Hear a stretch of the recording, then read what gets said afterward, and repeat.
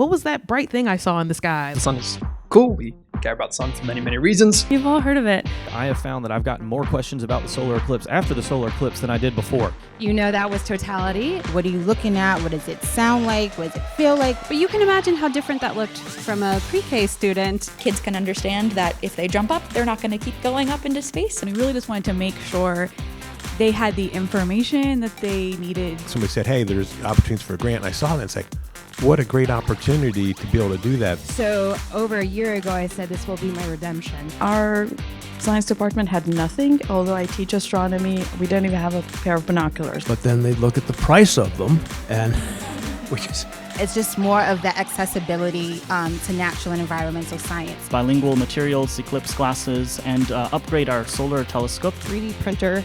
Really love that thing. The portable planetarium was about as close to the awe and wonder of a solar eclipse as you were going to get them. I'm actually due in about a month to go up and trench in our 2.5 kilometers worth of coaxial cable that y'all paid for. We had like elephants and seals and unicorns, which, are not native to Western Massachusetts. Just so many photons, right? So many photons from that telescope.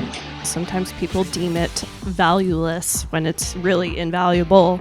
This is how we can be a value add. Provide not just the resources, but the time and the space for teachers to really collaborate. We really feel strongly about getting eye health services to those students. I was a staff sergeant in the Air Force when I got out and then decided to be an astrophysicist. And I think for this type of work, you just can't work in isolation, right? Equipping them with the knowledge and resources to engage in eclipse activities before, during, and after the eclipse. On the day of the solar eclipse, we had an in-person experience at one of our campsites. Springtime is we call slush and daffodil season in Ohio. That blew, wide open our plans. The great thing about Radiolite is it doesn't matter if it's cloudy out or not, you're still going to see the eclipse.